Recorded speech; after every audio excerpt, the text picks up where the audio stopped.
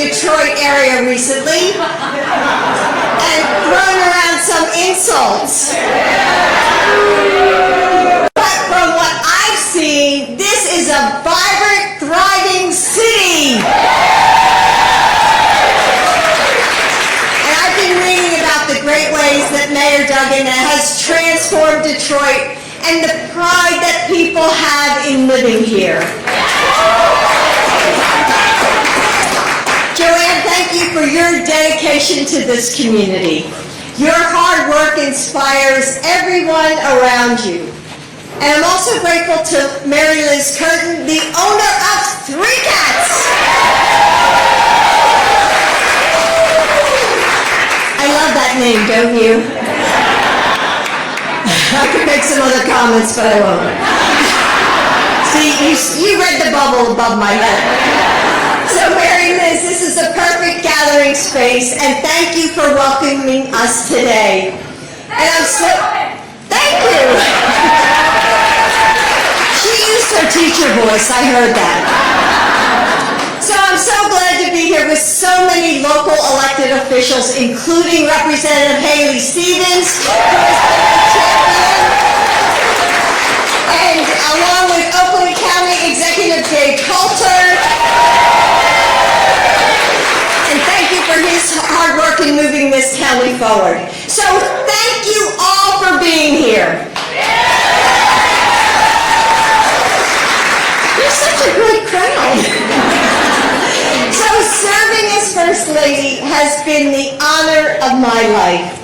But I've also worked so hard to build a career that I love. So I do both. I've been a teacher for 40 years. Yay, teachers! And as First Lady, I continue to commute from the White House to a community college in Virginia. Now, my students have a lot of shining qualities, but boundaries are not one of them. So years ago, I had to tell my class that I would have to miss the next session for personal reasons. So they immediately began shouting, "Dr. B, Dr. B, where are you going?" Well, my sister Jan was having the first of her cancer treatments, a stem cell transplant, and she would be in a hospital room for more than 6 weeks. So I tried to explain that to my class with as much composure, that I could muster, but, the words caught in my throat. So I turned around to my whiteboard, hoping to hold back my emotions. And when I turned back around, my entire class was standing, and they lined up and they gave me a hug, one by one. And until that moment, I didn't realize how much I was struggling or how much I needed them. And at the end of the day, all of us need that community. Whether we're in a red state or a blue state, none of us can survive this life on our own. We need leaders who can build up our communities.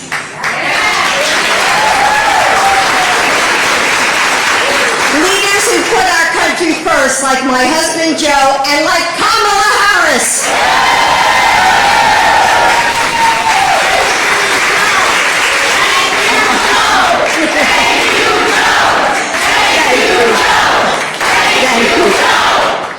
Thank you.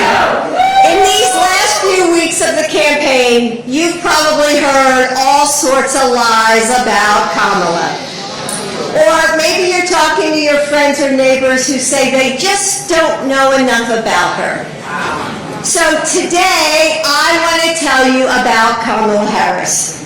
Before her time as Vice President, back before she was a United States Senator or Attorney General of California, even before she joined law enforcement as a prosecutor and district attorney, putting away dangerous criminals and making our community safer. I want to tell you a story about when Kamala, when she was in high school. a moment that defined her life's work. Kamala began to notice that her friend Wanda never seemed to want to go home from school. And at school, Wanda just seemed, a little withdrawn, a little off. So one day, Kamala pressed her. She said, "What's wrong?" And Wanda confided to her that she was being molested by her stepfather. And Kamala didn't just listen. She did something about it instinctively. She said, "Wanda, you have to come stay with us." And Wanda did. And then Kamala Harris built a career serving the public to protect women and girls like Wanda. That is Kamala Harris. A tough, compassionate, decisive leader. That's the kind of president you deserve, Michigan.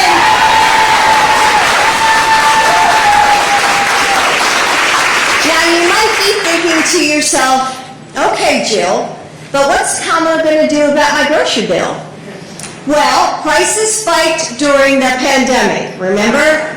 But now corporations are keeping those prices high, making record profits while families are paying more for groceries. And Donald Trump wants to give those same corporations a tax cut so that they can make even more money. And that's unacceptable. Kamala will lower prices. She will fight back against greedy corporations and crack down on price gouging.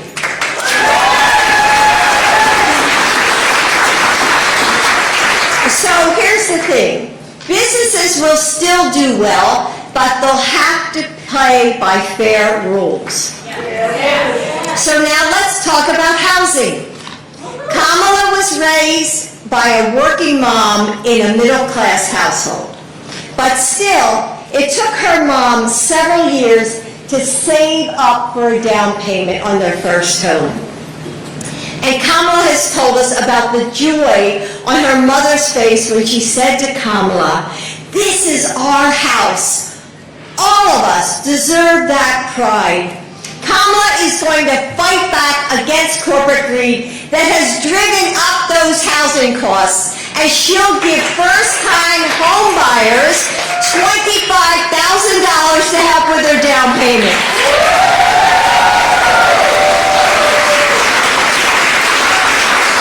Because in our country, if you work hard, you should be able to afford a home for your family. And finally, let's talk about what's at stake for women in this election. When Roe v. Wade was overturned, I was stunned. Weren't you? Devastated. Women of my generation know what it was like before Roe and how hard we fought to leave our daughters and our granddaughters more rights than we had. No one has to abandon their faith or deeply held beliefs to agree that the government shouldn't be telling women what to do.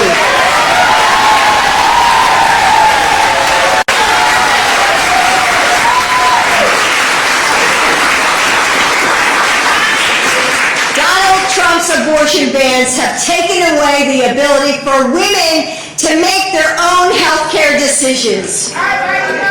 Our health, safety, and freedoms shouldn't hinge on the state you live in. As president, Kamala Harris will proudly sign a national law to restore reproductive freedom to every woman in every state in our country.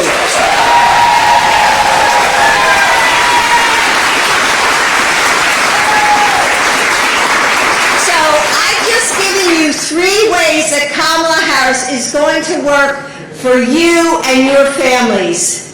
Lowering grocery costs, making housing affordable, and protecting our freedoms. These aren't radical ideas. They're just practical ways to make life easier and more fair. As president, Kamala Harris is going to fight for you.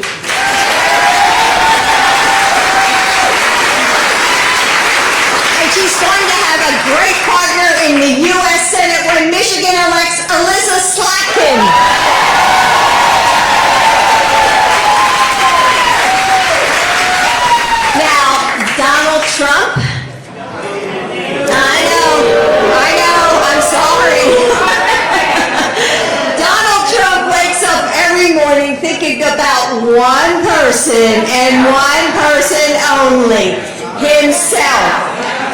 Another Trump administration would lead to more chaos, more greed, more division. He wants to lower taxes for rich guys like him, while costs go up for everybody else. Teachers, firefighters, and nurses shouldn't have to pay a higher tax rate than CEOs.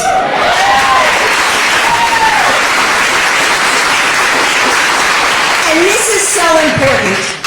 The next president will likely choose new Supreme Court justices, right? And our children and grandchildren will have to live with those consequences. Our future, that's what's at stake in this election. So as Kamala and I have gotten to know each other over the past 4 years, we bonded over many things. But one was how we lost our mothers both to cancer, both long before we were done needing them. And I often wish that I could hear my mother's voice. And Kamala treasures a handwritten recipe that her mother saved in a notebook. And her mother's voice still rings in her ear, motivating her. Apparently, Kamala's mom was a tough mom. You know, she had high expectations. Growing up, when Kamala was upset about something, her mother would turn it back on Kamala and say, "What did you do?" That was the biggest lesson Kamala's mother taught her. Within Kamala was the power to create change. It started with her. And that's why Kamala Harris is the decisive, strong leader she is today. We need that steady leadership now more than ever. I want you to remember 2016, the morning after the election, when we awakened to find that we had fallen short. Remember that feeling? Remember thinking, if only we had made more calls or knocked on more doors. We cannot let that happen again. In Michigan, you can vote early, and at some locations, you can register to vote at the same time. If you live in Detroit, you can register and vote early at any of the 14 early voting locations, starting this Saturday, October 19th. Statewide early voting starts by October 26th. So go to iwillvote.com/m-i- to learn more, Michigan. And then after you voted early, convince 10 more people to do the same.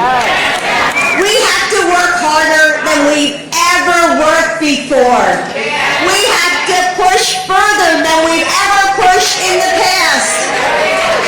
We have to meet this moment as if our rights are at stake, because they are.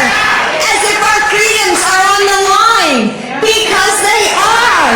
With determination, with persistence, with urgency, we will elect a new generation of leaders. We will choose a new way forward. So let's